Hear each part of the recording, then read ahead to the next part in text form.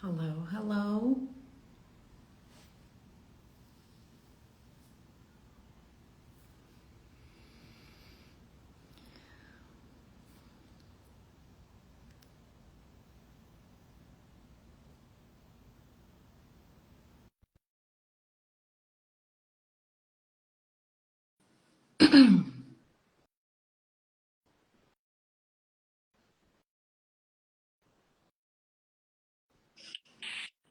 Hello. Yay.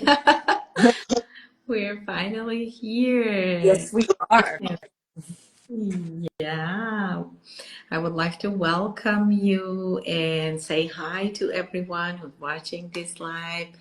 Paula and I, we decided to come on live today and have a little conversation around this powerful topic of belonging and the myth of your best self.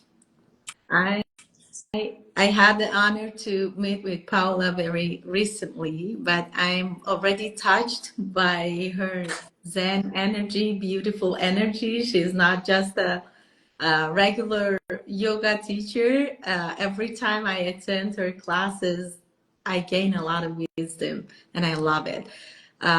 So just introduce yourself and go ahead, please. I'm Paula, and I presently teach yoga at Lifetime. I've had about a little over 20 years of teaching yoga and over 20 years as a therapist in a variety of formats. My specialty now, or is what I focus on now, is mostly trauma work. And so I do try to incorporate a lot of the premises within psychology and the premises within self acceptance and moving forward and letting go into my classes. And it seems to resonate with people, which I truly appreciate. And I love the fact that a lot of times, what comes out of my mouth just comes out. It can't be planned. And so Yeah. I always interesting, like when you came up to me and said, "Oh, I really loved your message today," and all I was like, "What message did I give?" Yeah, I love that.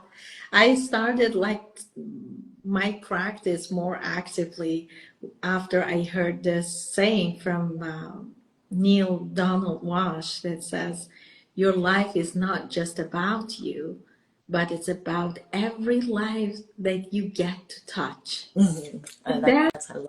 yeah, hit me very deeply. It's like it's not about you and when you're ready to do it perfectly, but it's like it's your message, it's your duty, it's your mission in this life to go ahead and spread this message of awareness. What I love that. I love that because in yoga nidra, which I really love teaching, we don't have it obviously, and it's more about yogic sleep. It's a space between consciousness and unconsciousness. Mhm. You are able to dig deep in there and rest and resolve and process things that perhaps while you're awake you don't process. And um, and I think that that's the premise of that as well. That um, like you said, what you learn, that if you are able to, one of the things is called sankalpa. What is your guiding light? What is it that you want to be Mhm. in life? What's your goal? And I always say, like I felt like for my kids, is I just want to be the soft place for people to fall on when needed. Beautiful. I love that. That resonates with me so much. Okay, so I think we can focus on the topic, the myth of the best self, that uh, you talked about it on your Instagram, and I saw it in a few reels, and it's resonating very well, especially in this chaotic life that we all are running after our best selves. We all have this deep longing for acceptance, to be seen, to be approved. Of So course, I think yes. that's one of the reasons that we always want to meet the best version of ourselves, be the best of us that we can be. No, I agree, and that's why I said to you, one of this is like the myth of the best self, Mm. like the best version of yourself, and Yeah.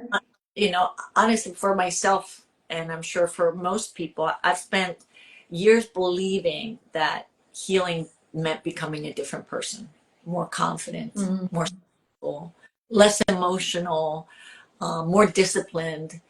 Oftentimes I always say like, oh, the reason why I am the way I am, that's why I'm not successful. But, I also don't believe in New Year's resolutions. I just think Mm. that they're a waste.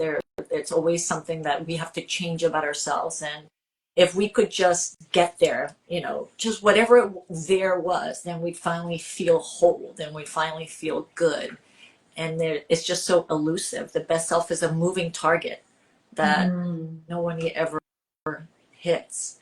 Right. So there's nothing wrong with striving for more. Obviously, I don't want to discount that. It's about this pressure to always improve that can keep us in this loop of always feeling unworthy.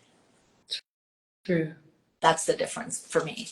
A lot of people are always like, "Oh, what self-help books do you recommend?" Mm. The honest truth is, number one, I'm not a big reader, believe it or not. But number two is that I don't believe in self-help groups, and I don't think I've ever read one. I mean, maybe I need one. I should, because I always have to think of reality, and I think that insight doesn't always equal integration. And the reason why I feel like a lot of times people are like, "Oh, I have like 50 self-help books," and I'm always like, "Great, how's that working for you? Is it, are you healed yet?" Mm. Usually, That no. kind of being anxious about missing out about all this, like one of the things that I work with my clients, and it comes up very often, fear of missing out. Mhm. Like people are constantly living in that state of fear of missing out.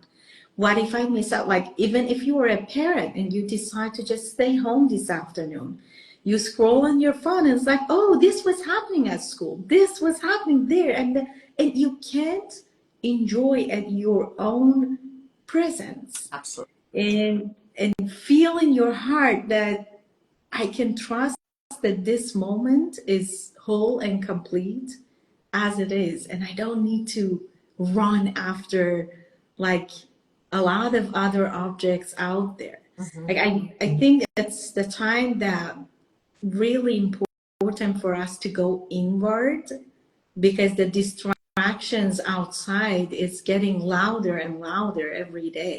Oh, We absolutely. need this practice, like we need a way to ground ourselves no matter what's going on with all the distractions out there, which sometimes the books could be one of it, The right? books, the the YouTube channels, the self-help gurus. And again, there's a lot. I listen to a lot of stuff, and sometimes things resonate with me, and sometimes they don't. It's that loop again that it's that it becomes we become connected with shame, like how shame shapes us. Guilt versus shame. Guilt is I did something wrong. Shame is I am wrong. Mm. And so if we're constantly coming, even looking at self-help things from the point of that there's something wrong with us, there's something missing, Mhm. you might be able to deal with it intellectually, but it doesn't ever resonates with your emotions. So there's no real change that happens anyway. In my point of view, in my point of view, I think I I have a saying that says, what is the biggest mission you can accomplish today? And I will say it's to just simply accept yourself. yes, to simply, You are as you are. that's the hardest And of all. exactly. And what we are saying is not like reading books or like doing things to improve yourself. It's wrong. It's definitely amazing. But the thing is, from which place are you doing this? Are you doing it from a place of incomplete, like because you want to uh, feel whole? You want to feel like where you are is not enough? and you want to be something that's enough, that's the place that doesn't work, because as long as you stay in that fear of not being enough, no amount of books, self-book, seminars, retreats can make you feel enough. Right. And you know, and oftentimes when you tell people, or when people ask you, oh, did you read this, or have you read that, or have you heard this, have you heard that, and you say no, and they're like, why not? And I sometimes I say, I just don't really believe those things work. People think oftentimes like, oh, you think you're better, or you don't think you need any growth. And of course, I think where I am constantly evolving as a human being, and I look back at myself 10 years from now, 5 years from now, 1 year from now, a month from now, and I always feel like there's things I could have changed and improved and done better. But I'm also not going to hide or tuck away the parts of me that are too much, like sensitive, Yeah. or needy, or different, or whatever it is, because people tell me I'm wrong, but or society or podcast or people say that it's wrong, and you have to find that balance yourself of what makes sense. And I'll you know, share short stories that for my whole life I always tell people I was incredibly shy, incredibly sensitive as a child, to the point that I wouldn't even speak unless somebody spoke to me first. And so the biggest thing was my mother would always say she needs to toughen up. She has to be tough. And I did. I toughened up. I built a personality around strength. I built a personality where, you know, I was strong no matter how much I was hurting inside. And that didn't really serve me either. And so now, you know, if I'm sad, I cry. If I'm happy, I laugh. If I'm angry, I tell people I'm angry. If I'm in a bad mood, I'll come into class, and sometimes I have a million things to say, and sometimes I have 3 things to say. And that's okay. That's okay. The acceptance. Exactly. Yeah. At some point, it doesn't always happen, but yes, absolutely. You know, the more I denied those parts, the more I connected, literally the more distant I became, not just from myself, but from people as well. Yeah. Beautiful. There is this analogy to help people accept all part of you. Like it's like all emotions or all part of you, like the guilt, the shame, the power. Uh, Everyone could be imagined as a character. You can name them, you can connect with them, you can see them. And everything we feel is because it's looking for our love and attention. So, but what we have learned, unfortunately, is to run away from the hard feelings. Like if I'm sad, I have to do something to make me happy instantly, Yes. because I'm not supposed to feel this way. And this is what we're trying to change here. That all the emotions are welcome. And that's part of you. Like the someday you're sad. This is your energy. This is who you are. And all these characters, if we see them as different characters, sometimes I say see them as your children. And when they show up, they need to be seen. And you can invite them on this stage. You got my attention. And as a somatic coach, I always like work with emotions in your body. Oh, yeah. And people need to learn this. Like sometimes we say, okay, welcome your emotions. Emotions are not bad. Don't run away from it. But people don't know what to do with it. And there are simple practices that you could use to sit down, ground yourself, and just feel your emotions. Name those emotions, and then try to find it. Where does it show up in my body? Yes. What is it doing? And it needs you to slow down and to connect. And it definitely comes up in your body, and you know that as a somatic coach, Yeah, obviously. yeah, everything we feel, it's actually the sensations that we feel in our body. And sometimes when I ask my clients, like, how does it feel in your body? And they're shocked. They're Great question. feel sad in my body? I'm like, yeah, all Yeah. the emotions, they come up with sensations in your body. And what you do and how you process it is to just tune into that energy and be open to feel. Because based on research in neuroscience, we know that if you are open to feel the sensations of the emotion in your body, only for 90 seconds, that emotion will leave your nervous system. And if it takes longer for you, it means that you were thinking about the emotions rather than actually connecting with the It's sensation. easier with children, believe it or Oh, not, because yeah. they're Oh, to get children to begin to connect with their emotions after trauma. That's exactly, I mean, you hit it perfectly. Where in your body does this feel? And the first they're like, I don't know, my head. I'm like, no, close your eyes. Where in your body yeah. do you feel this?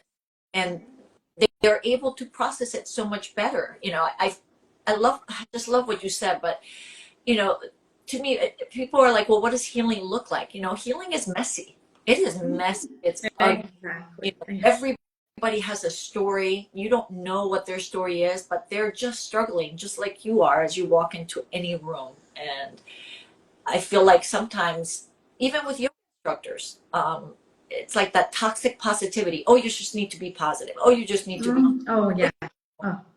and it That's discounts again ignoring the emotions, you know? down. Like I feel this way, I feel negative, but I can't see it. I have to stay positive. That's not real. No, Like, it's not. It's and easy. it doesn't work. Yeah, because we're human being. I love the fact that you said healing is messy, and when I learned that, I was relieved. It's like I don't need to be perfect. There is no point for me to be perfect and feel like that I'm done. Mhm. And now I say perfect is just a myth. Absolutely. It's outdated, actually. It's authenticity. That's the trend, even if you want to go that way, like to get the approval of the collection. With perfection, right? Exactly. To Yeah. yourself, to be real to yourself, to walk in, cry if you want to, say I'm struggling to somebody obviously that you're comfortable with. I'm not well today, but you know, we have been conditioned to be strong. Mhm. You know, Yeah. even as women, you know, stay strong. You got to be strong. You got to face it. You got to do it. You got to, you know, we don't cry. We keep it together. You know, and all those things just create more tension and rigidity in your body, I think. That's true. 100%. And one more thing, like when the emotions show up, uh, I always ask my clients this question, which is really helpful. I find it. And then, like, if you were feeling this way, just imagine that this feeling has a message for you. What Mhm. that message would be. I love that too. Because everything happens to us like for a reason. Like all these emotions, they're purposeful. And the moment you hear the message, you're relieved. It's Mhm. like this emotion's job is done with me and I can let it go. Uh, of course, we're not saying to stay in the sadness, in the disappointment, in the hard feelings, but the shorter way based on science and research is to meet yourself where you are, be open to feel the emotions and hear the And messages. hear the message and then move on. Because And we can't allow also our past, our experiences to define us. You know, we begin creating this personality around what happened to us, or I was abused, or I was mistreated, or my husband left me. And then we begin creating this personality around what the negative aspect of something that happened to us. When in fact, I mean, I always say to them, look at you right here, surviving, moving on, yeah, thriving. That's what we need to focus on from the here. And where do we go from there? Well, how do we begin, you know, or how do I love myself? Well, first be compassionate, mhm, self-compassion, you know. is the key. Self-compassion is the key. What you're saying, it's wonderful, wonderful topic maybe for another live. I enjoyed this very much. We're at 20 minutes, but I would love to have another session around what you just mentioned, which I call it victim mentality, because I think it's worth it to give it the time and open it. A lot of us, we live in that victim mentality, and I believe the very first step for people to start healing is to just decide to step out of the victim mentality and Yes. step into power. Yes. Uh, I loved our conversation. Thank you Uh, so much. Is it anything else that you want to share? Any tool, any insight, the last words if you want to close it up? I think usually what I say in class, I mean, you are not behind, you are not too much, you are not broken, you are already enough. Awesome. Thank you. And I know you have a lot of poems of yourself. Do you have anything to read for us today? I, no, I didn't bring any poems. I didn't even think about it. But no, yeah, I do. I enjoy putting something together based on the theme of the week, and I write a little poem about Oh it. my God, I love those poems that you read at the end of the class. Maybe next I time you will. can bring one for us here. Absolutely. Absolutely. With this theme. Thank Thank you. you so much. Appreciate. I love your energy. Thank you so much All right. that you accept my invitation, and have a wonderful rest of the day. Thanks. Namaste. See you soon. Bye bye.